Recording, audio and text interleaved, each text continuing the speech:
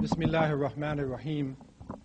In the name of Allah, most gracious, most merciful, I begin with the greeting words of paradise. Assalamu alaikum wa rahmatullah. And those are the words of peace. And I pray that the few moments that we have together tonight would be a source of peace and would also be a source of understanding. And peace and understanding, I believe, are two very important qualities in these times, especially with the world becoming a global village, in that people are sharing culture with each other, and especially with the rapid change in technology and with the tremendous or fearsome weapons that are in the hands of humanity today. It is very important for us to understand each other. It's very important for us to be honest with the history of this planet and where we are going. And I want to, in the beginning, to congratulate the Muslim students and the Muslim community people who are here tonight on their completion of the month of Ramadan. That is the fasting month for Muslims. And I pray that Allah would give them the best for their fasts, would accept their prayers, would accept their struggle, and would help Ramadan to be a doorway for the rest of the year. I also would like to congratulate and to welcome the African students and community people who are here tonight. This is Black History Month, and when Carter G. Woodson began this idea in America, the intention really was to bring out some of the stolen legacy, some of the misunderstandings concerning African people in this part of the world. And Black History Month has come to be a very important time for people throughout America in the exchange of information.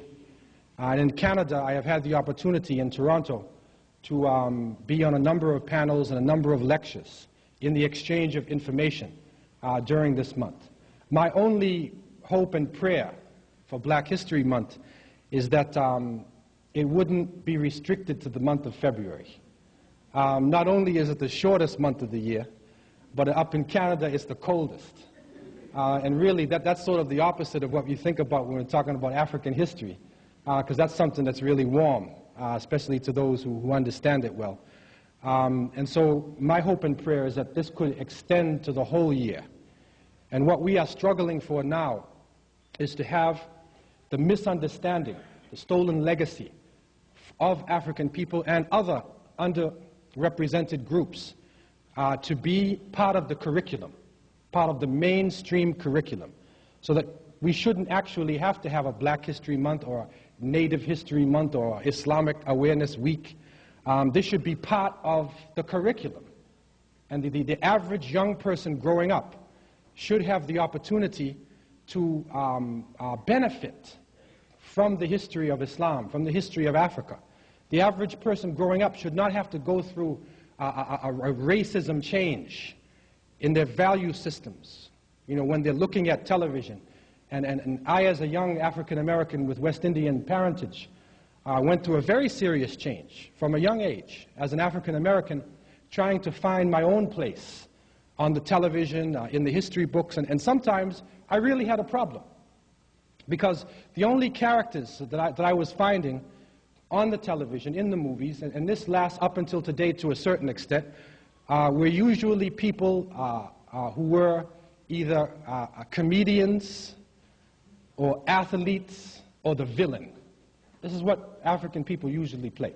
And I challenge at the outset anybody, go through the television programs today and think about how many African people are actually heroes in the program. Not the comedian, not a joker, not an athlete, not a villain. There's a few programs now, but it's not many. And when you think of people of Chinese descent, how many Chinese heroes do you know? Not kung fu fighters, right? When you think of a person of Indian descent, how many Indian heroes do you know? Not Gandhi or Indian movies, no. And a mainstream program. Think about it. A person who's an Arabic-speaking American, what do they think about TV?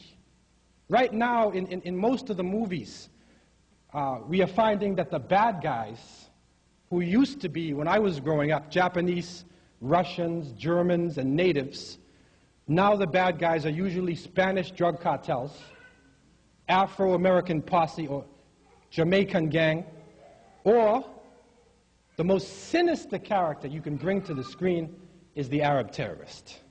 They seize their hostages, and they will not release them until their comrades are released from the prison, and then the Delta Force is in motion. Chuck Norris, Arnold Schwarzenegger, that big guy, Steven Seagal with the little ponytail on his head. All the heroes are in motion to rid the world of the new terrorist.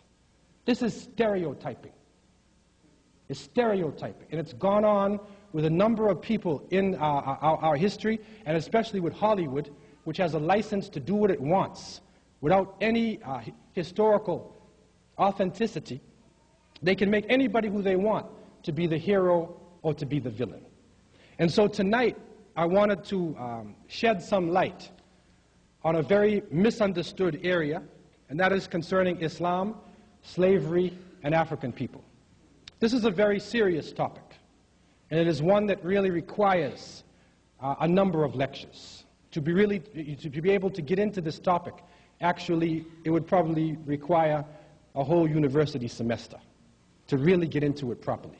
What I want to do tonight is to really sort of like give you an overview and maybe let you understand something about this area from the horse's mouth, as they say, or from the primary source, from a Muslim.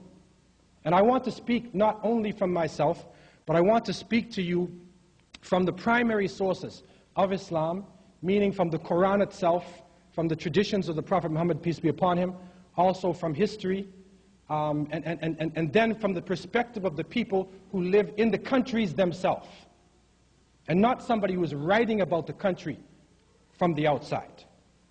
In the beginning, I think it is very important for you to understand, when we are talking about Islam itself, we are not talking about a Middle Eastern group.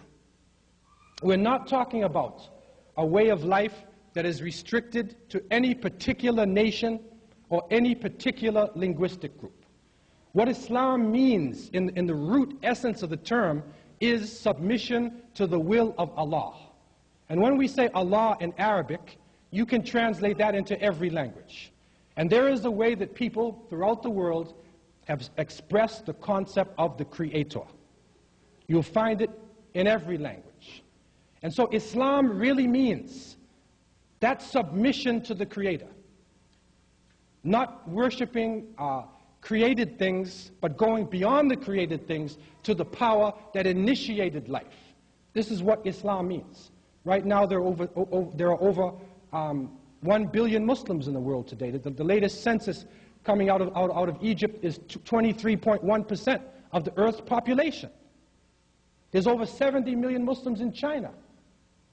Over 60 million in the former Soviet states. It is the majority religion on the African continent. By the year 2000, it'll be the second largest religion in North America. So this is not a restricted way of life. And quiet as it's kept, if you are aware of a recent struggle that went on in a place called Chechnya, which is in the former Soviet Union, the Chechen people are Caucasian people. They come from the Caucasoid Mountains. And so those old racist definitions in terms of dividing up people into Negroid, Caucasoid, Mongoloid, those racist definitions, if you are using those definitions, Chechens are Caucasians. And they led one of the most intense Islamic struggles that we have witnessed in the second half of the 20th century. They have a long tradition of Islam. So what I am trying to say is that Islam is not a racial thing. But Islam is that feeling of submission that expresses itself in the individual and then within the nation, within the collective. This is really what I mean by Islam. And just to wrap up that definition, according to Muslims, over 124,000 prophets and messengers came to every nation and every tribe. In the Quran it says, وَلَقَدْ بَعَثْنَا فِي كُلِّ أُمَّةٍ رَسُولًا أَنِ اعْبُدُوا اللَّهَ وَاجْتَنِبُوا الطَّاغُوتَ. This is Arabic. We have sent to every nation a messenger, that they would worship the Creator and they would stay away from false deities. Okay? So this is an international phenomenon. So according to our understanding, the Prophet Ibrahim alayhi salam, submitted to the Creator. He was a Muslim. The Prophet Musa alayhi salam, we believe the water opened up for Moses. He was a Muslim. The Prophet Jesus, Isa alayhi salam, we believe was a prophet. He was born of a divine conception. His mother had him without a father. But we believe that he is one of the prophets of Islam, meaning only submission to the Creator. The difference between the mainstream Christian church and us, for definition purposes, is that when it is mentioned in John the Comforter, we believe that the one who was destined to come after the time of Jesus, peace be upon him, was the Prophet Muhammad, peace and blessings be upon him, who was the seal of the prophets, who lived 1400 years ago or more in Arabia, the seal of this long line of prophets and messengers. And so when we talk of Islam, we are speaking about monotheism. For the definitions of people who may not be aware of religion in Africa itself, there's a discussion that goes on. And you have it on different levels. But basically, there's a discussion that happens where people propose that in Africa, originally there was traditional religion. And the people worshiped the river, or they worshiped the tree, or they worshiped the sun. And then later on, that religion evolved into a higher level, or changed into a higher level, with the Semitic people coming into Africa. And then they say there's Judaism, Christianity, and Islam. This is what you'll get in a lot of university courses that you take. I want to challenge that root definition right from the beginning. What we are finding from going to the primary sources, going to the sources of the people themselves, and not other people who wrote about them, is that we find that Africa has been a place of multiple beliefs from the beginning of time. There have been people who have a number of different beliefs. And this is the way Africa is. If you go to the African continent, especially in traditional Africa, and you go to the city, you will find people of many different nations in the marketplace who are discussing with each other, who are trading with each other, who understand different cultures from different parts of the continent. It is a continent that is very much diverse in its languages, in its culture, in its expression. As far as monotheism is concerned, from the teachings of Ptahhotep, and this is published, or this was first published in the 5th Kemetic, or you could say Egyptian dynasty, around 2388 before the Christian era. Ptahhotep, believed to be a sage who served under the king Asa, was reported to have said, "Do not scheme against people. God will punish accordingly. If a man says, 'I shall live by scheming,' he will lack bread for his mouth. People's schemes do not prevail.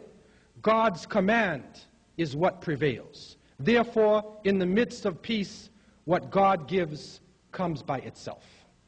And so you will find in this book, which is considered by many historians to be the oldest text that we have, written text, in these teachings of Ptahhotep, it is recorded that monotheism was alive and well.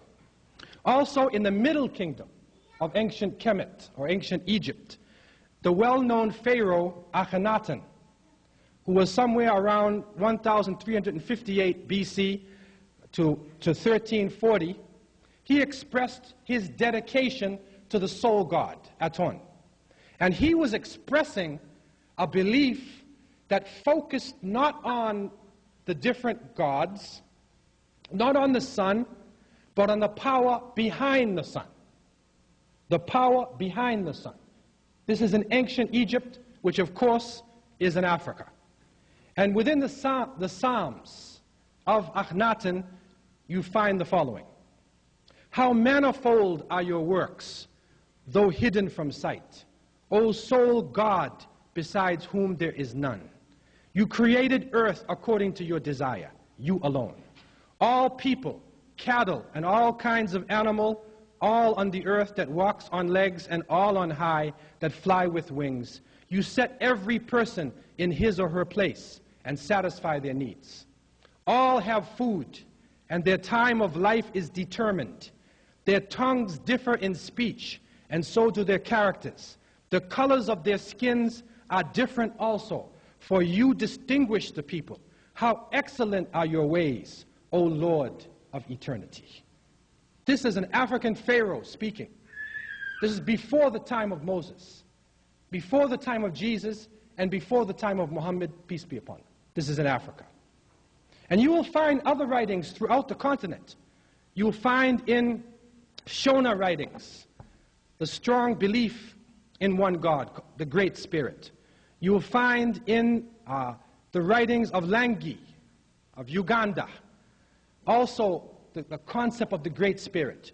You will find this throughout the continent. So really, the root definition of Islam, meaning submission to one God, or the concept of monotheism, is something which is not new in Africa. It is something which is not new throughout the world. But the only thing that the Prophet Muhammad, peace be upon him, did was to confirm what came before him, was to confirm the natural belief or the natural tendency in all human life to recognize the creator of the heavens and the earth. And this is a very important definition for us to begin with. Because when people speak about Islam today, when they try to define Africa, we tend to do this in a way that separates instead of a way that unites. I'm still trying to figure out how they separated Africa from Asia. Because this didn't happen until the European colonial period. It wasn't until then that the Red Sea divided Asia from Africa. If you look at the people who live along the Red Sea, you will find that for the past 10,000 years, their cultures have been one.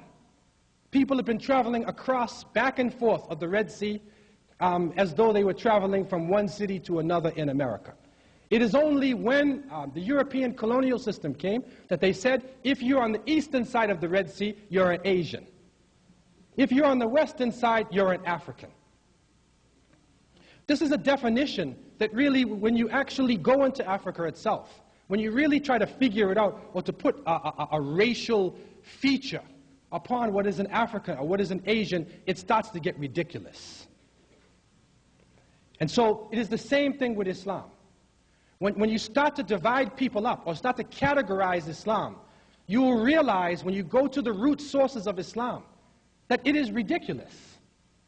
Because from the beginning of the message of Islam, or the last message of Islam, the Prophet Muhammad, peace be upon him, had with him people of all different nations. Now, what I also want to look at before going into the specifics of Muslims themselves and their relationship to slavery is the concept of slavery itself. What we have to realize is that slavery in the ancient world was an international phenomenon.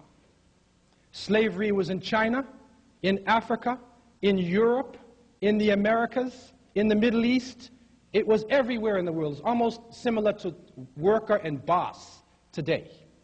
Even the word slave itself, many historians are saying, comes from Slav. You know, like Czechoslovakia, Slavic people, because they were enslaved by the Romans. And so they looked at blonde-haired, blue-eyed people coming from the north as slaves. That's a strange definition today, especially with racism having overtaken everything. That's a strange definition. But in the ancient time, slavery was not defined by color. Slavery was a class, or it was a life that a person was put into for a number of different reasons.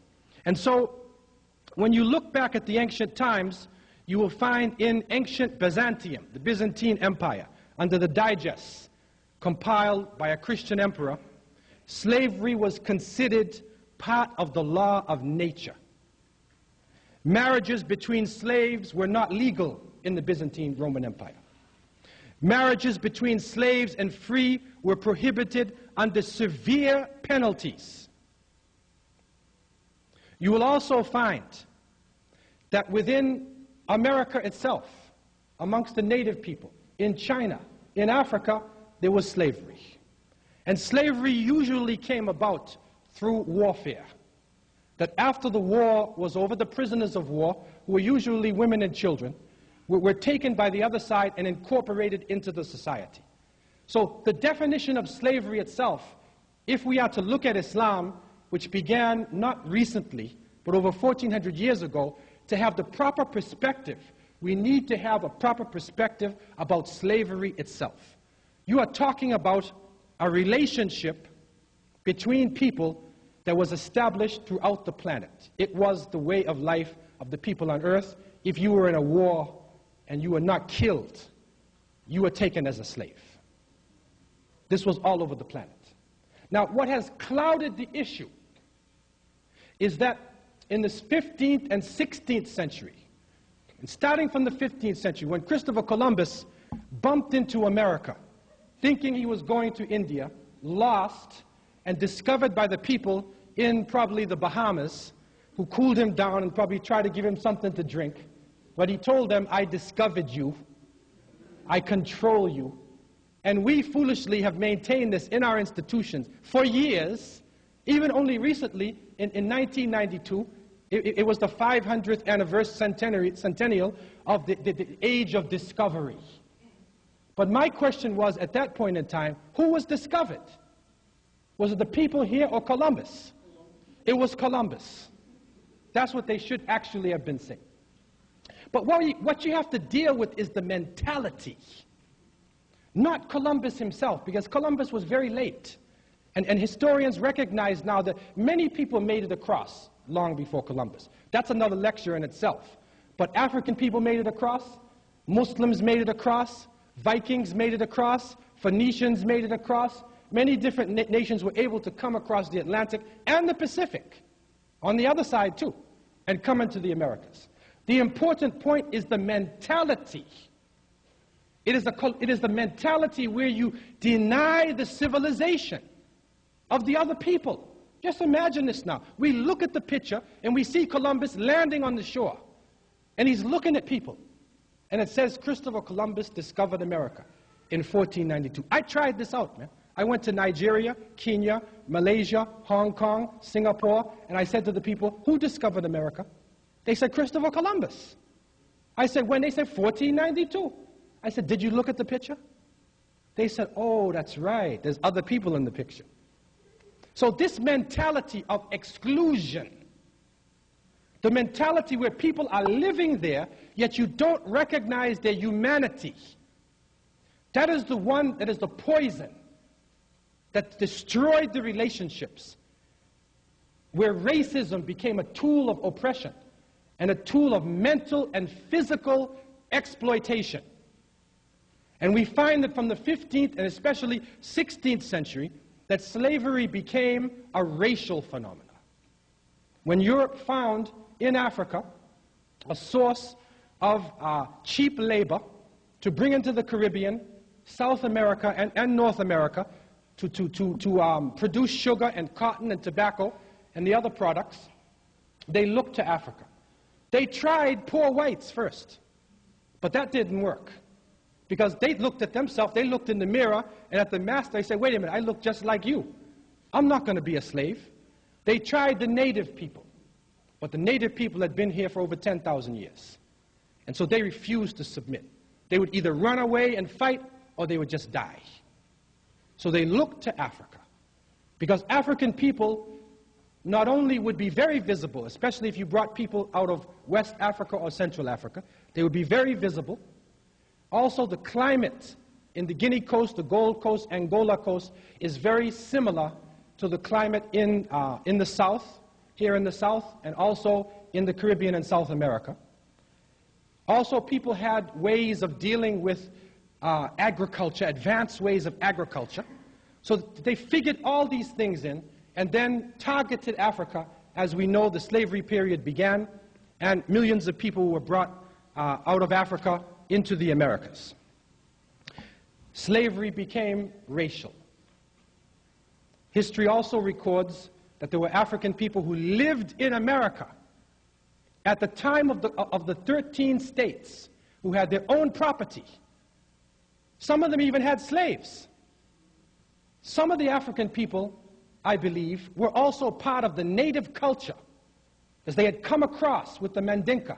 And there's a book called Deeper Roots here. You can read Ivan van Sertima and other people, and you will find out about the discoveries before Columbus. So African people were already here, but slavery became racial. Code Noir, the black laws. When these laws came in, everybody of African descent became slave, whether you were free or slave. Regardless of your tribe, regardless of your status in society, once you fit a particular definition racially, you became a slave. This is how everything changed. And so that definition, that concept is with us today. This is what makes it extremely difficult to talk about this topic, because this is a very emotional topic, especially for people who have had ancestors who were in a state of slavery, including myself. This is a very emotional topic. But we have to be able to look at this topic in the proper perspective, so that we ourselves would not fall into stereotyping or into wrongly accusing people of something that they did not commit. When you look in the time of the Prophet Muhammad, peace and blessings be upon him, I want to again take it back to Arabia, and we're going to go 1410 years before or more into this period of time in the Arabian Peninsula. And what you have to understand about the Arabian Peninsula itself is that the Arab people who were living there are actually a mixed people themselves. And so when you start to talk about racial definitions, you have a problem even in Arabia to do that, because people were not necessarily distinguished in the Arabian Peninsula by the color of their skin. This strict color definition is something which is only recent, from the 16th century. Now, even if you look back to Herodotus and other Greek and Roman historians, when they talked about ancient Egypt, they said the ancient Egyptians were dark-skinned people with woolly hair. They had no problem with color. They had no problem at all. It is only at the 16th century now that color has become so crucial to people's definition. And so the Prophet Muhammad, peace be upon him, who was the seal of the prophets, who came in line with the other prophets, began his mission in Mecca, in the city of Mecca. And he basically taught the belief in one God. He basically confirmed the teachings of those who came before him, that you should be honest, you should not steal, you should not lie, you should not commit adultery, you should not oppress, you should believe in one God, you should pray, you should give in charity, you should fast. He confirmed what the other prophets taught before his time. And it is recorded in the history books, and you can go to a book, Ibn Ishaq.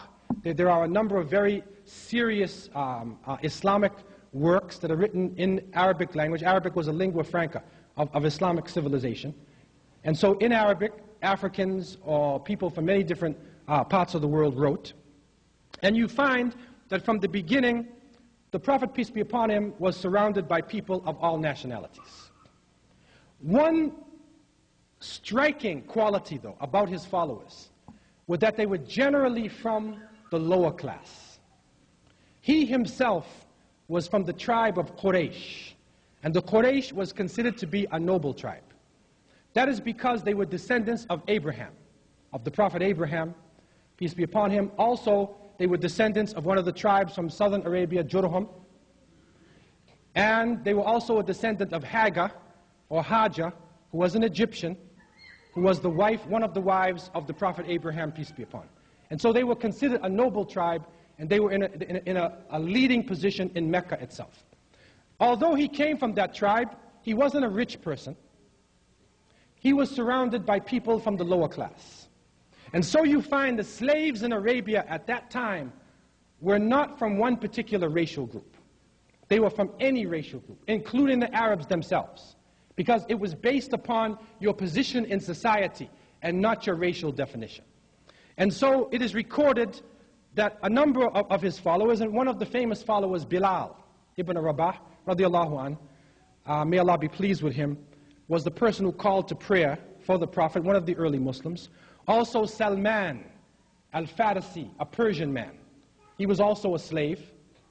There was also Suhaib al-Romi, Suhaib the Roman, was also in a slave position. And you will find that there were Arabs, Zayd, a number of people who were Arabs who were in slave positions. And so from the beginning, Islam taught that people should not submit to created things, but they should submit to the Creator of the heavens and the earth.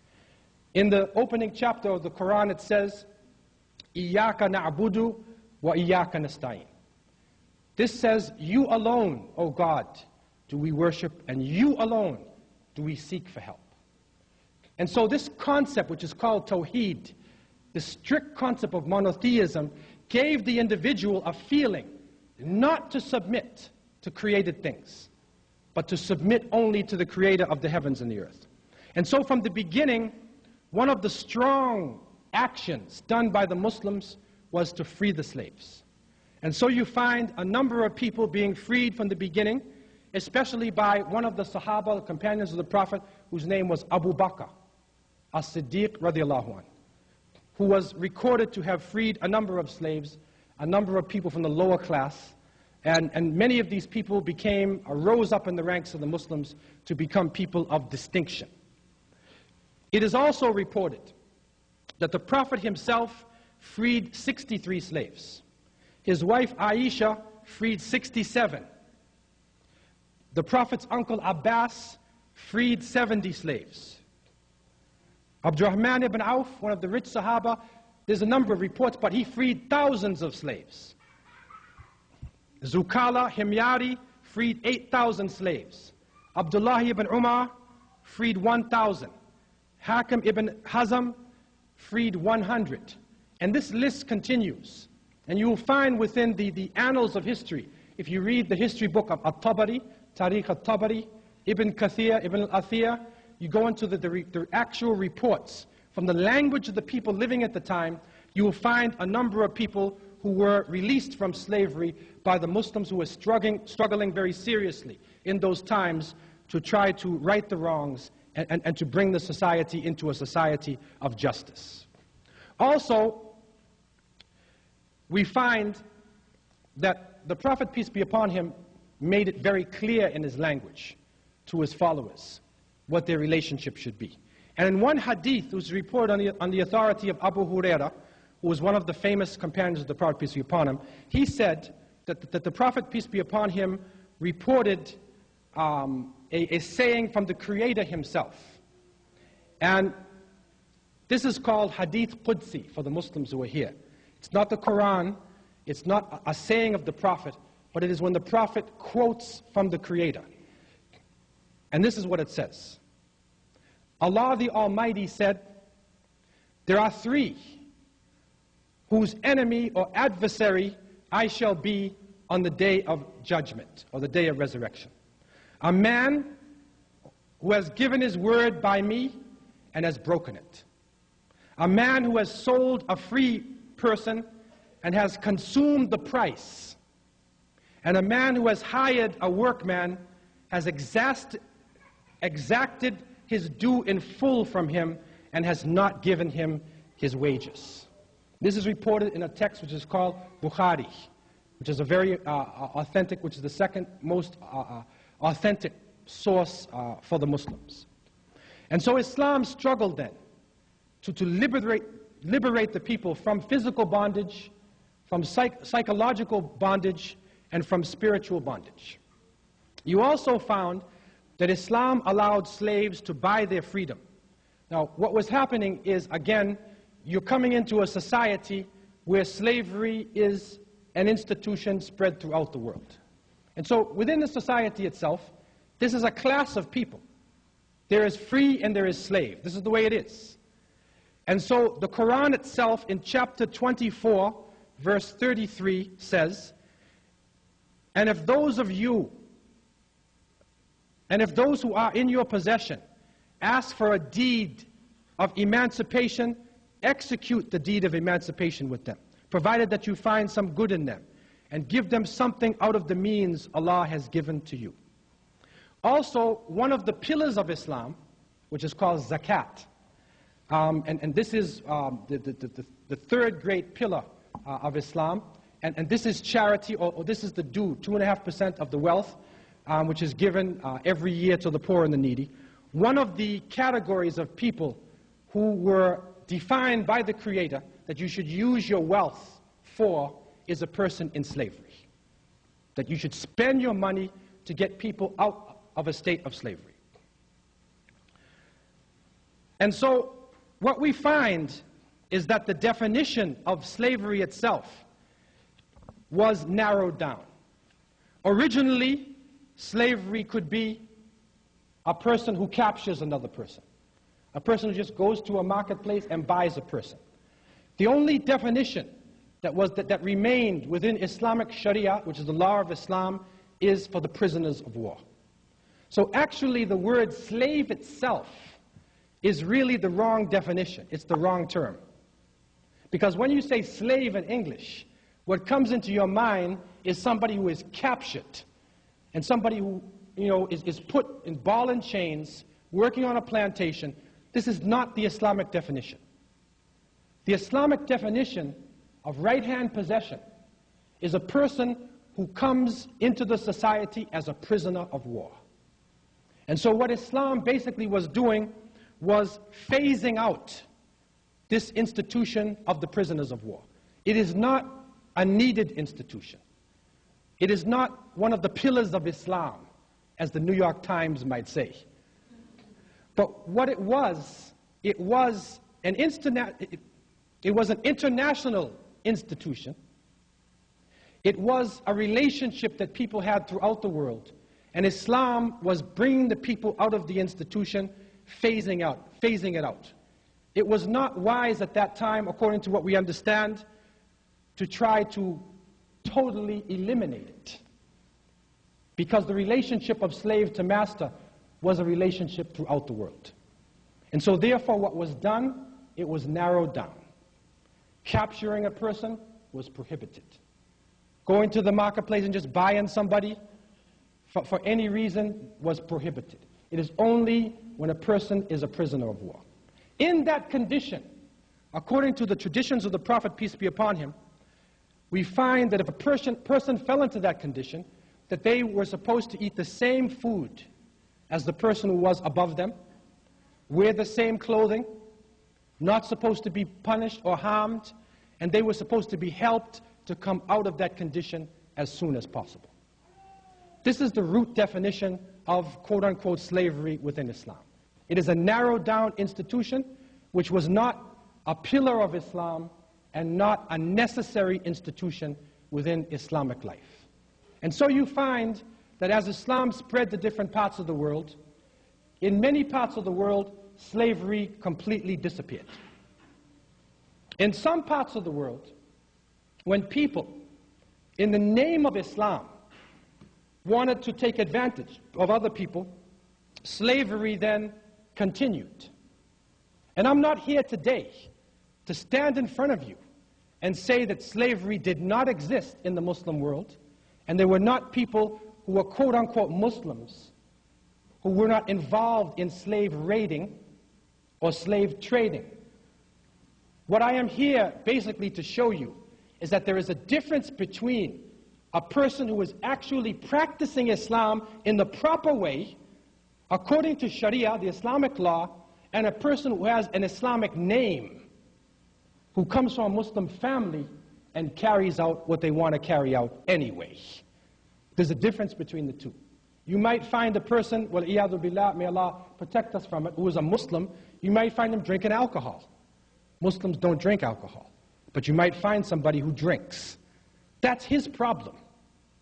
That is not Islam that made him do that. That is the choice that the individual made to carry it out. When you look at the history of Islam in the era that is called in Islamic jurisprudence the time of the Salaf as-Salih, this is the first 3 generations of Islam, you find within that early time there is no slave raiding that is going on. There is no historical report. that shows that Muslims were involved in slave raiding or in slave trading, as it happened later on in Islamic history. That is the source for Islamic lifestyle. And so people have practiced Islam based upon their understanding of their relationship with the Creator and their ability to perform the Sharia. When African people were taken into slavery from the west coast of Africa, and quiet as it's kept, we are now understanding that maybe close to 30% of the slaves taken from the Guinea coast of West Africa were Muslims. Close to 30%. In Bahia, in Brazil, which was the largest slave population created by the Portuguese, there was a huge slave revolt in Bahia, a successful slave revolt, to the point where the Hausa and the Fulani or the Fula people who were taken into slavery in that part of the world were able to defeat the Portuguese. They were given boats and they returned to West Africa. And you can go to Lagos today and you can find Brazilian mosques, which is a mosque, a house of worship built by people who were captured, taken to Brazil, and then won their liberation and returned to West Africa. You also find that in Suriname, the Bush blacks led a great revolt. And if you go to the interior of Suriname today, you will find African people who are free people, who fought for their liberation. One of the leaders in this revolt, his name was Arabi, and his general was Zamzam. Zamzam is water in Mecca that the Muslims drink. It's been flowing from the time of the Prophet Abraham. This is in Suriname. Also, you find that in Trinidad, Mohammed Sise and a number of Muslims who were captured prisoners of war or slaves were able to get their freedom and actually get property in Trinidad, and they actually had a society going on in the Caribbean. And you find it all over the Caribbean in the writings now. We are reinterpreting the writings and we understand that when the term Mandingo is being used, they are referring to a Muslim. Mandingo. This is the terminology now. They wouldn't use Muslim, because you have to remember that the Spanish were paranoid of Muslims, because Muslims were in Spain for 700 years. And so the Spanish had to overtake the Muslims in Andalusia, right? Seville, Toledo, Granada, Cordoba. So they didn't want to hear the words Muslim. They wanted to erase it. They just baptized everybody on the boat. And so nobody could use it, especially the Muslims. But still, records are coming to us. In 1821, in the Manchester parish of Jamaica, a document was being passed around which is called Wathiqa. Wathiqa. It was written in Arabic. This is a document which is now being linked by Nigerian scholars to a document written by a West African Islamic reviver of the faith. His name was Sheikh Uthman Danfodio of the Fulani people. He wrote a document which was called Wathiqa ibn Fudi ila Ahl Sudan wa man sha'allahu min al-Ikhwan. This document says it is the document or manifesto of the son of a scholar, Ibn Fudi, to the people of the Sudan, meaning right across West Africa, to the Sudan today, and those whom Allah pleases from the brethren, meaning his students or talaba. This document, Wathiqa, was calling the people to resistance. Resistance. At that time, it was against the petty Hausa kings who were oppressing people in Gobert and other parts of Hausa land. There was a revolt, a resistance that went on in the time of Sheikh Uthman, rahimahullah. What happened now in Jamaica, and the link is being made now, Dr. Usman Bugaje, one of the scholars in northern Nigeria today. I had the opportunity to meet Dr. Usman last summer in Leicester in UK, and he gave me this paper, and he linked it. They were linking it together now. The Wathiqa of Ibn Fudi, they're linking it with the document passed around amongst the slaves in Jamaica, and sure enough, in 1821, there was a slave revolt in the Manchester parish.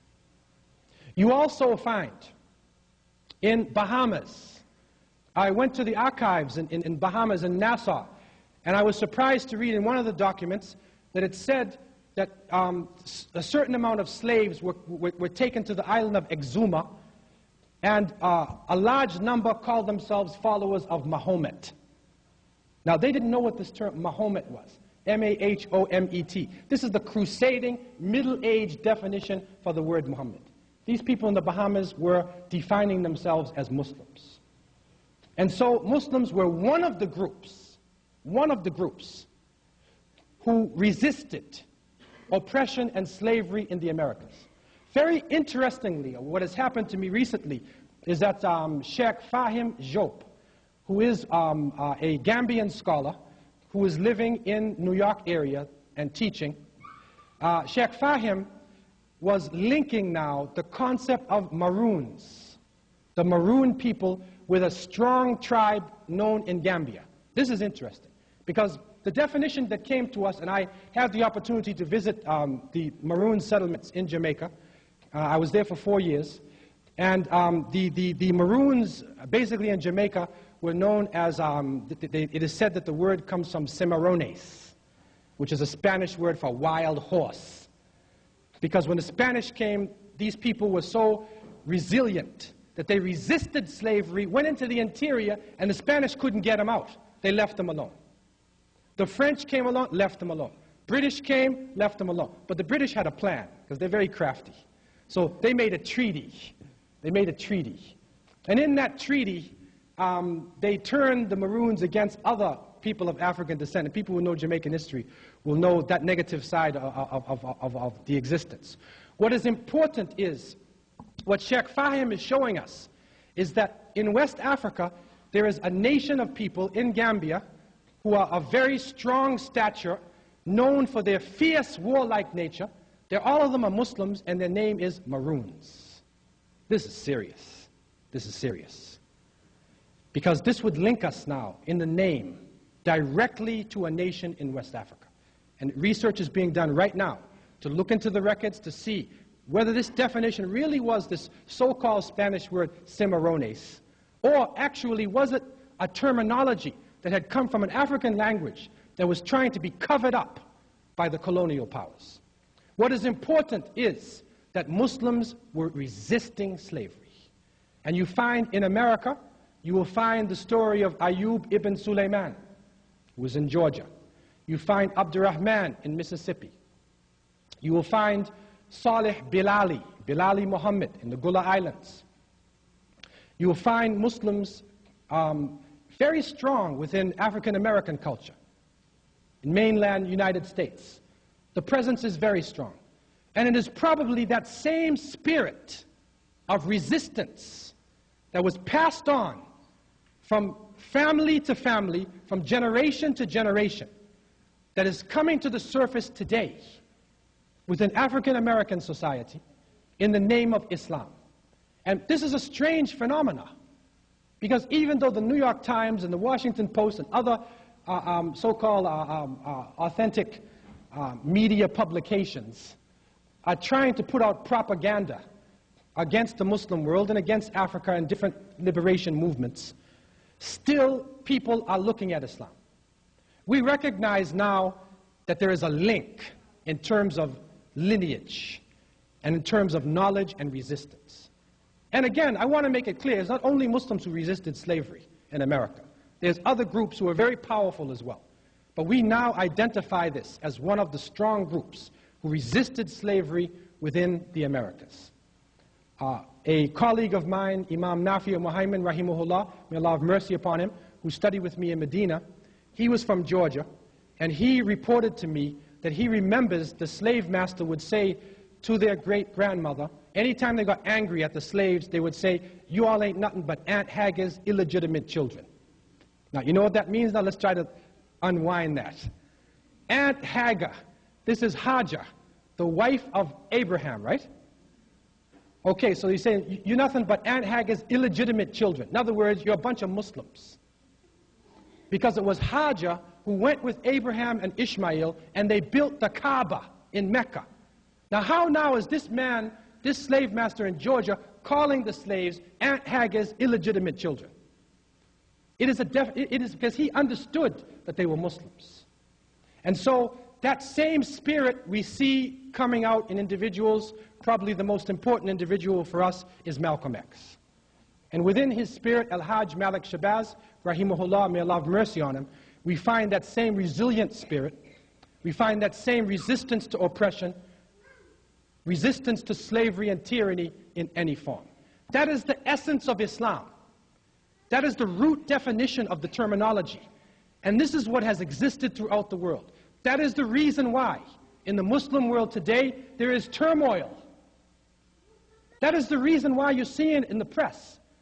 Because neo-colonial powers were put into place in the Muslim countries. That when the colonial system left, a person was put into place who spoke the same language as the people, looked like them, but he was worse than the colonial master. He was worse. And this is what the Muslim countries are suffering from today. And so what I want to make you aware of, that you may not be aware of, is that when you are dealing with a country like Sudan, which is a big country, and to go from one end of the Sudan to another, it's like driving from Toronto to New Orleans or maybe Brazil. The place is big. I mean, when I would drive from Kano, just to get from Kano to Sokoto, those of you who know northern Nigeria, it's like you're driving forever. And if you look at the map, Nigeria is small compared to the Sudan. It's huge. So to try to lump everybody together in one little group, to try to blame one group in Khartoum for something that goes on in another part of the Sudan, you don't understand the country. What you have to understand is that the people there want to be independent.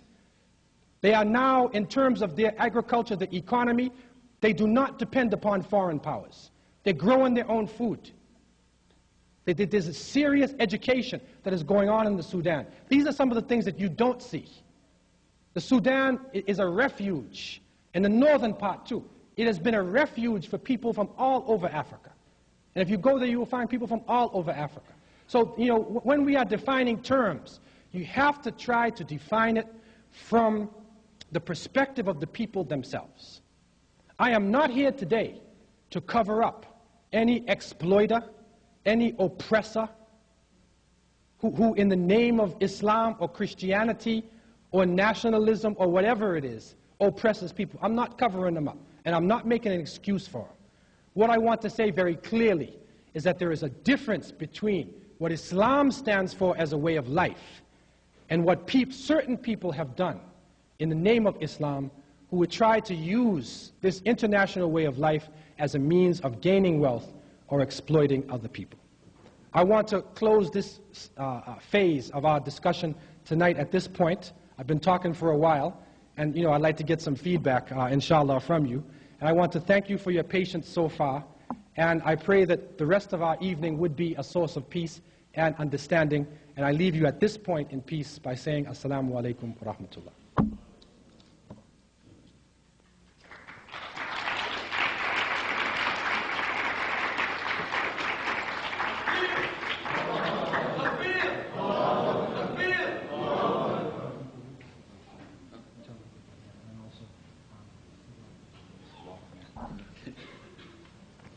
Thank you very much. Jazakallahu khairan, which means Allah give you goodness. The Prophet sallallahu alaihi wasallam, peace and blessings be upon him, said that there's one thing that you should do from the cradle to the grave, and that is to seek knowledge, and wherever you find it, to take it. So on that note, without any delay, we're going to have a question and answer session, and I believe everyone was given a note card and some pencils to write down their questions on. And if you want to, you could just raise your hand and just ask the question out loud. But if not, just pass the cards down the aisles or outside the aisles, and someone will come by and collect them. So inshallah, we'll go ahead and go into that.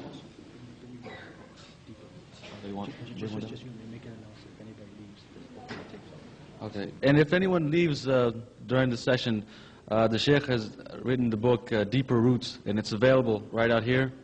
And there's some tapes of different lectures that the Sheikh has given, and I've had some of those tapes myself and listened to them, and it's incredible. There's just so much you could learn. It's a very important concept in Islam, to take knowledge where you find it. And when men like this who have studied so much of their life about Islam and things about which we do not know, but we should know, So I encourage you to take advantage of this opportunity to stay and ask questions and to get a book and to maybe purchase some tapes, inshallah, if God's willing. Yeah, bring down one of the books. Okay, the floor is open for any questions that anybody may have.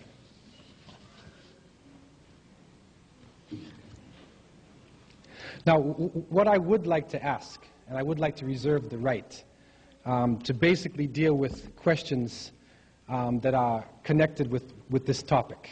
I know there are Muslim brothers and sisters here, and there's a lot of questions, right? But some of them is going to go too far off in another angle. And with respect to the non-Muslims who are here tonight, we want to keep it restricted to the topic itself and not go too much. There's a question about the Ahmadiyya movement. There's about Sufism in Islam and all this. I mean, brothers and sisters, we can have a session afterwards, man. We can have a session, man. But we want to deal with this thing. Yes, sir. Thank you very much for the speech and the light. I have a question about most of the examples you gave. Muslims or Islam resisting slavery. Most of the examples you gave were people that were going to be enslaved, so it makes sense that they will resist slavery. So what I'd like to hear more from you, since you have much more knowledge than I do, as present day Islam resisting slavery. Well, basically speaking, slavery, as you know, has taken different forms. And what I would say is that slavery today, has gone from ball and chain slavery to economic slavery. And is also psychological slavery. Because really, what has happened to African people in the West, as I'm sure you're aware of, is that people were enslaved not only physically, but they were enslaved psychologically, mentally, spiritually. And so therefore, there's a physical resistance where you fight back the system, you run away, you revolt, okay? But now when the institution is gone, the slave institution in this part of the world, for instance, doesn't exist. However, there's a psychological one. There's a spiritual one, where people are being put down, where racism is continuing. And so you will find that one of the elements, or one of the important aspects that Islam has to bring to this part of the world is that concept of submission to the Creator and not to created things. And so you will find that there are Muslims in different parts of America, the Caribbean, who are trying to give their children like a different definition of life and resist that old Christopher Columbus mentality type of thing. In the Muslim world itself, okay, as I said, the Muslim world is going through a very serious change in the sense that the authority themselves, the authorities, in most cases, represent the colonial period. The colonial period has not ended in the Muslim world. It is what you could call the neo-colonialism, the new colonialism. And so there are people who are ruling the Muslim world now who are still holding the masses of the people down. They're still favoring one family or another family. They're still dividing people. They're still being tools of imperialism. And so therefore, Muslims are resisting it throughout the Muslim world, and there is a great change which is going on there. And so this is really how it is being resisted, because slavery as an institution, in terms of a marketplace and buying and selling and that type of institution, really, from my own understanding, I haven't seen it. There's a brother from California named Sheikh Hamza Yusuf. He studied in Mauritania. He lived in Mauritania for a while. And his witness was he never saw it, buying and selling of people. He never saw that. In the Sudan, actually next week at Rutgers University, there's going to be a very important session, if any of you can get up to Newark, New Jersey, next Saturday. The Minister of Justice of the Sudan is going to be there. He's going to be on the firing line. Also, Dr. Suleiman Yang, who is a Gambian scholar in Howard University, and myself, inshallah, will be on this panel, and it's dealing with slavery. So the Minister of Justice is going to be there, man. So, I don't know what's going on in the Sudan itself. What I do know is that, basically what I've heard from it is that the government in the north, basically, and the people in the north, they are not involved in this. If there are people who are involved in raiding or trading, these are renegades. This is a renegade group that is doing this. It is not a group which is attached to the mainstream Islamic movements in the north. This is what I understand so far. But most of the parts of the Muslim world, what is going on, it is a resistance to economic slavery. In other words, what is happening in the Islamic system, for instance, there is no interest. And so there are banks being developed now, economic systems that would not be capitalist or not be socialist. They're outside of the realm of the so-called East and Western systems. So that is a very serious resistance that is going on in that sense. In the other sense, there are no marketplaces, and there's nothing like that even to resist there. However, people who are oppressed in low classes and low castes or groups like that, you know, if they exist in the Muslim world, you generally find there's a struggle going on right now. There's a struggle with these authoritarian groups who are trying to maintain supremacy over the masses of the people. This is basically what is happening there. Any other oral questions anybody has?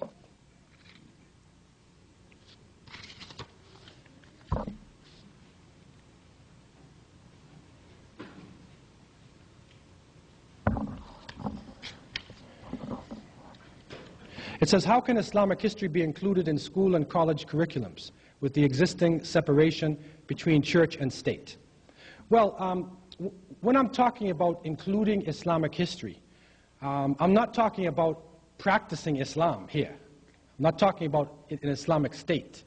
Okay, what I'm talking about is that when you are dealing with Islamic history, you should go back to the primary sources. In the same way, in any discipline, you know, you want to first deal with the primary sources, and then the secondary sources, and then the other sources. What happens when you're dealing with Islamic history, and sometimes African history, is that they don't deal with primary sources. They deal with what somebody said 3 or 4 levels down, and because he came from Oxford University or Sorbonne, they say he's an expert. And, you know, and scholars will start saying crazy things. You know, and I've heard a scholar, I'm not going to mention any names, but I've heard a scholar, a so-called scholar say, you know, with authority, that Bilal taught the Prophet Muhammad how to pray. Now, for a Muslim, this is totally against all levels of understanding. And nobody, even a drunken historian in the Muslim world or anywhere, has ever said anything close to that. But somehow, people are making these statements off of propaganda books and of stereotyping, which has been done, you know, in the name of scholarship. So really, what I'm saying is that to include it within the curriculum, we should go back to the primary sources and then try to be as objective as we are with other types of history. And within history fields now, people are trying to tell the story from different perspectives. Because if there's a great battle, then you can tell the story from either side, right? The winners or the losers. I mean, it's usually told from the side of the winners. Okay, you can also tell it from the point of view of the people on whose land was the war. And maybe these people never even fought in the war. But they suffered over these 2 kings or 2 rulers fighting and killing each other on their territory. So history can be told from a number of different perspectives. And what I'm saying is, to understand Islamic history properly, you would have to also give the testimony of Muslims themselves to be able to understand Islamic history. And fortunately, we have hundreds of authenticated historical works in Arabic, in Persian, in Turkish, in Swahili, in a number of different languages. We have a number of works that can be read and can be used as primary and secondary source material. Any other questions that anybody has? Oral questions? Yes, ma'am. To support some of your points is that there's another document, which I'm ashamed to say that I can't remember the author's name, so I worked on this document myself as undergraduate. But it was written in the 17th century, around 1680, 1690 by West African Islamic scholar. And in that document, they describe nations that may be taken in slavery through acts of war. And in the document, it describes the Muslims of West Africa who are black and skin color, and specifically states in the document that these people are not to be enslaved under any conditions because they are brothers of Islam. And from that document, the myth of Ham was created.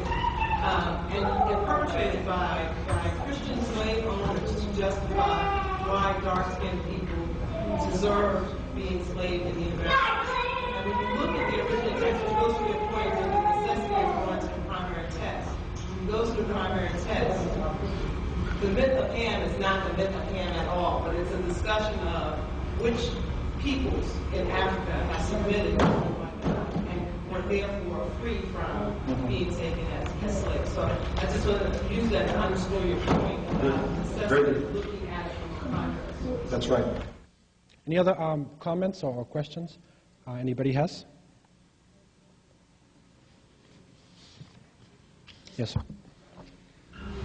Have you done any study of the situation that existed on the East African coast, Zanzibar, and what some people report as the slave trade in that area? Well, I had the opportunity in 1995 to go to Zanzibar. And I was a friend of a family who knows, there's a Saleh family. Actually, in the Saleh, my friend's older sister was Karume's wife, the one who was overthrown. And we was looking for Dr. Sharif. There's a Dr. Sharif who was a well-known writer out of there. I was looking for Dr. Sharif. And so I went to Zanzibar, and we went downtown. And one of my friends there was a tour guide. He did this to make money. So I said to him, I want you to take me on a tour of Zanzibar. Just the same way you take somebody from France or Russia or wherever. All right, just give it to me the way you're supposed to give it to a regular. So he took me to a place, they said this is the slave chambers. It's downtown, right? The slave chambers. And it was a stuffy place. You go down inside there. And my friend is from the Saleh family. They're Omanis, okay? Although he looks like an Afro-American, but he's an Omani, right? And so he was talking about the dirty old Arabs and what they did. They took the Africans and they did this to them and whatever. And I was getting uptight myself. I was going to punch the brother in the head. Like, I was really like, I was feeling like, because my own thing was coming out, right? And he was almost crying. Because he was saying, like, how could my family have done this? Okay? And that was then we went up and there was a cathedral there. And they said that this Catholic church was built on the place of a slave market that was there downtown. Okay? And then they took us to Sultan Bargash. He had a palace there and whatever, and they took us around. So then I went to the archives, and I met Professor Hamad, who was one of the main professors in the archives. And we started to talk. And he told me that Dr. Sharif and the main historians on the island, when independence came and they opened up these slave chambers, they challenged the place. What they said, they found out, and they have historical proof to show, that the slave chambers was actually a place where the British stored medicine because there was an outbreak of cholera. It was not slave chambers. Okay? Also, the so-called slave market, they said when they checked the records, there was one stand that was there, okay? And you know that there was a low volume of actually slaves who were sold from that market. And when Sultan Baragash was ordered by the British to count the slaves, you know, to free everybody and to count the slaves on Zanzibar, he counted 10,000 people who could be of a slave lineage. And there's a fairly large population there. And so what we realize from that is that there has been exaggeration that has gone on. There's been a big exaggeration, okay? And no doubt that the Omanis, when they first came into the coastal region there, they were working with the Swahili people. The people had already been in Islam before the Omanis, long before. Some people even date it back to the 2nd or 3rd century after the Hijrah, that Muslims penetrated East Africa. So the Swahili culture was already developed. So when the Omanis came in, they were helping the people resist the Portuguese. But after a while, when they took over, they became pirates themselves. And they actually were involved in transporting people from the interior of Africa, East Africa, into different parts of the Muslim world. And even in Pakistan and other places, there are some African groups that can be linked to the slaves, the Makran, they're called in Karachi. And there's certain people that could be linked, possibly, to the Africans who were transported up there by the Omanis. So it definitely did go on. But what I understand, what I'm seeing is a big exaggeration. Because what is happening now is that the scholars, quote unquote, want to try to make Arab slavery, so-called Arab slavery or Islamic slavery, I don't know how they say Islamic. They're not calling European slavery Christian slavery. They're not saying that. Right? But if somebody anyone from the Muslim world takes a slave, it's Islamic slavery. So what you do, you indict the religion. So what they are doing now is they're pushing so-called Islamic slavery in order to turn off Afro-Americans or anybody who resists slavery to accepting Islam. That's the bottom line. And it's really unfortunate because there's a lot of people who are being confused and even policy was being shaped. And the British did it purposely. They divided the Swahilis from the people from the upcountry in Kenya and places like that, saying you're an African, you're an Arab. Okay, although the person who was supposed to be an Arab, for all intents and purposes, is an African. Maybe he has a grandfather or a great-grandfather who came from Hadramaut or Yemen or something. But for all intents and purposes, he's an African. Okay, but they say you're an Arab and you're an African. So they divided the people up. So it's like divide and rule. It's divide and rule. It's strange to me when they say the Arab Sudan and the African Sudan. Because when you talk about Arabs from the north, they are as dark as anybody in the darkest part of Africa. Many of the people from the north. So for us, for Afro-Americans, like we get thrown off when we go to Africa, man. I mean, they get thrown off by us. Like even when Malcolm X went there and he got red hair, right? And he's light skinned, or somebody like myself who's a mixture, right? So then you go over there and they say, you know, which part of you're African? But for us, we, because of racism, I mean, I am an African American. And that's I understand that. And that's our definition. But in Africa, that's not the definition, man. When you go over, they say, like, what's your tribe? What's your nation? What's your language? That's what they're asking you. Okay? Now, Islam breaks a lot of that down, because if you're a Muslim, then people will accept you anyway. So Islam breaks all that down. But if you're not dealing underneath Islam, then you come up with this different understanding there. And our understanding here is different, because you say Arabs, you're thinking of a light-skinned person with a nose, and then the African, whatever these definitions, right? This is totally opposite to what it is, man. The so-called Arabs can be anything. They can be light-skinned or they can be dark-skinned. It is not a racial group. It's not a racial group. It's a linguistic group and a cultural group. And this is a total misunderstanding. But because people do not have access to direct information from the Sudan or Africa, they just look at the people, oh, see those Arabs? They're doing it again. And you develop this stereotype. So Arnold Schwarzenegger, get them.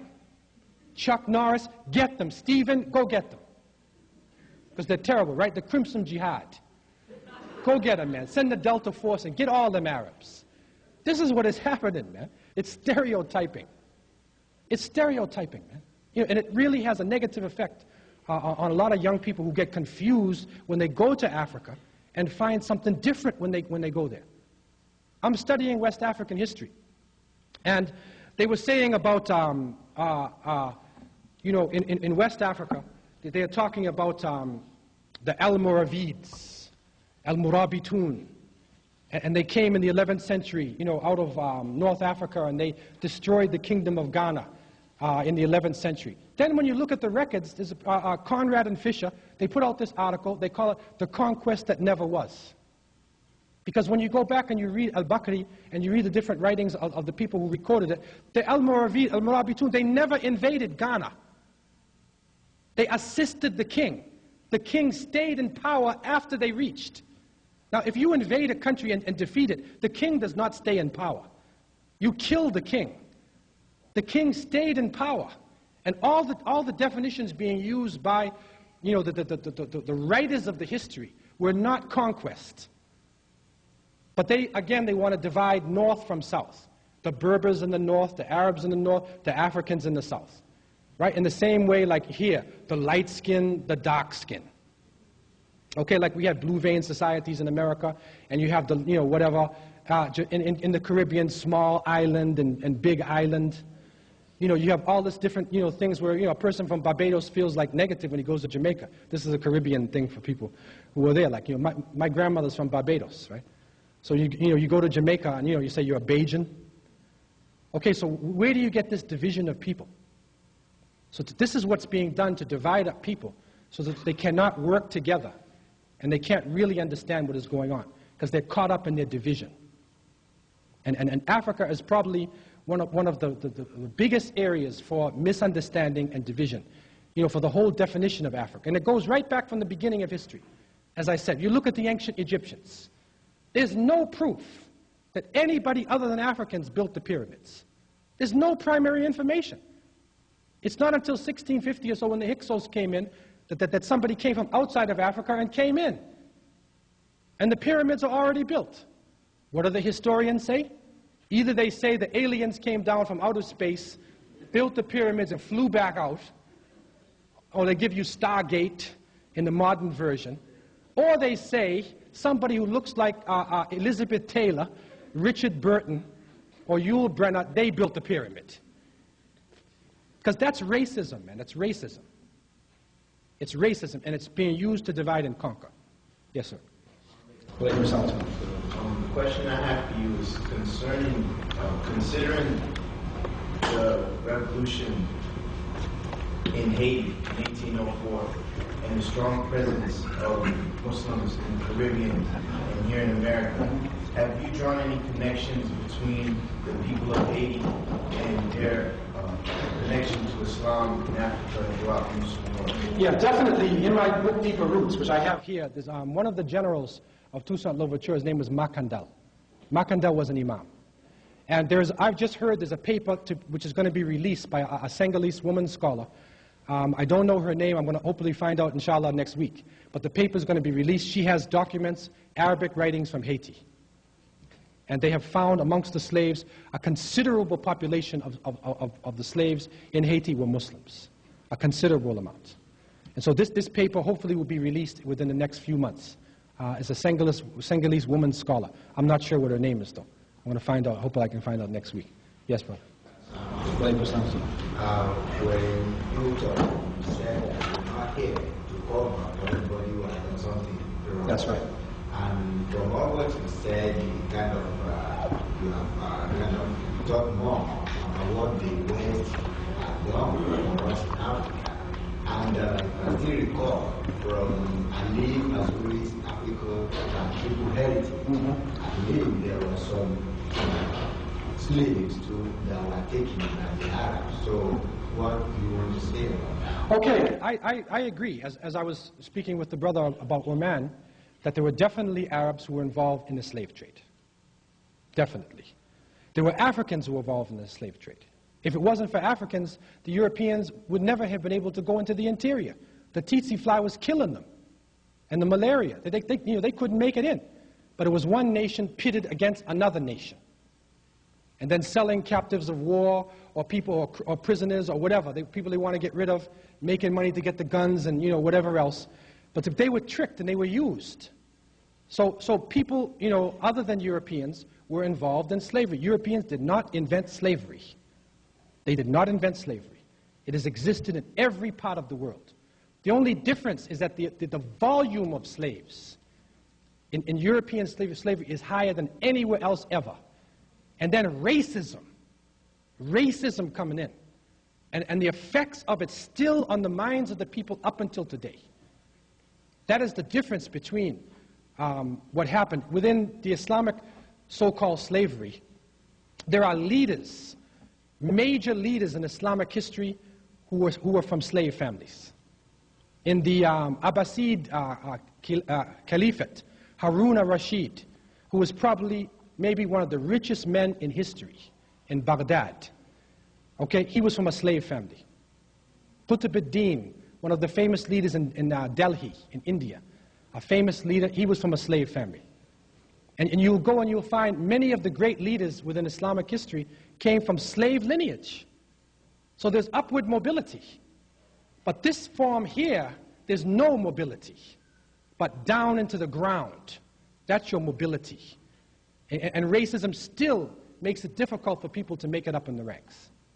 The left, this is what the difference is within it. But definitely Arabs were involved in it, Africans were involved in it, Indians were involved in it. But what I'm trying to say is that Islam, as a way of life, is free of this.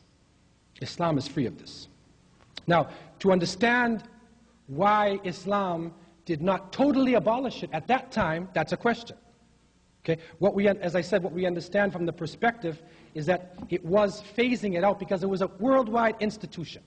And it narrowed it down to such a small level that, in many parts of the world, of the Muslim world, it ended. And there's no need for it. But only people who wanted to exploit, try to bring it back to life. But it is not a pillar of Islam. It is not needed within an Islamic state or any type of Islamic community. It is not needed at all. And as I said, in the great pillars of Islam, there's a constant reminder, even when we fast, like we just finished Ramadan, when you're fasting, if you break your fast intentionally, okay, the Prophet, peace be upon him, when a person broke his fast intentionally, he said to him, can you fast 2 months, can you feed 60 poor people? And the man said, no, that's the first penalty, feeding 60 poor people. If you can't do that, then can you, what was the second one? Feed 60 poor people, okay, can you fast 2 months in a row, 60 days? And the third one, can you free a slave? So, even though there's no slavery, that still exists within Islamic heritage. That, if you break your fast, one of the ways to make it up with Allah is to free somebody from slavery. So all throughout the religion is a constant reminder that you should be fighting against this institution. You should be getting rid of it, phase it out, resist it. That's all the way through. And the people who maintain it are just using the name of Islam, but they are exploiters. They are exploiters and they are oppressors. And we have to suffer under them as well as non-Muslims. Any other questions or comments anybody has?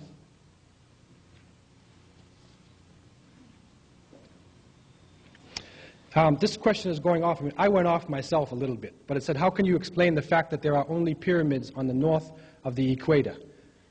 Inca, Aztec, Egyptian, blood is the same. Didn't they possess the knowledge we have? Okay, this pyramid is another discussion, this pyramid understanding. Maybe I can have this with you afterwards, whoever asked this question. It says here, a question about a different form of slavery. Do you know of any evidence that can substantiate the claim that the government used the CIA to introduce slaves or drugs to the African American community? Okay. I don't have specific evidence, myself in terms of that, but it is definitely something happened. Because I can remember in the 60s, when people were, really organizing in the black communities and consciousness was out there, and suddenly you had like Superfly, man, this movie called Superfly. Suddenly everybody started straightening their hair, and then these drugs started pouring into the community. And then crack cocaine. This was not done just by chance. Okay, you'd like to comment? Yeah. There was a documentary that was produced recently in Washington, D.C., and there were several government officials who participated, like Maxine Waters, the congressman from Los Angeles, and some other people, a professor at the University of Maryland in the history department, and they documented that there was a connection with the Nicaraguans in terms of bringing cocaine into Los Angeles. I think some of you might be aware that there's an article published in the San Jose Mercury exposing the CIA connections. And actually there are now government investigations of the CIA, FBI, their complicity with bringing in drugs in the country. Maxine Waters and some other Congress people have been involved in this.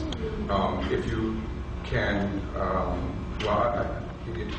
contact Maxine Waters' office, you can probably get a copy of this tape. It's a very enlightening videotape about this relationship. And there was an African American who was complicitous with this, who was receiving the drugs, who were selling the drugs, who's now in jail. And Maxine Waters actually went there to interview this person. So if you contact her office, you may be able to get this PBS video, which is very illuminating. And the investigation continues. So there's clear evidence of CIA government bringing drugs into the African American community. Thank you. Any other questions anybody has? Okay, I want to thank you for your patience, and I want to invite you to Rutgers University campus, Newark, New Jersey. Next Saturday night at 6:30 sharp, the Minister of Justice, Secretary, he's the Assistant Attorney General of the Sudan, Abdullah al-Khalifa, will be there, along with Dr. Suleiman Yang of Howard University, and my humble self, inshallah, just backing them up. Inshallah, so you're invited to come to Newark, New Jersey next week, and I leave you in peace. Wassalamu alaikum wa rahmatullah.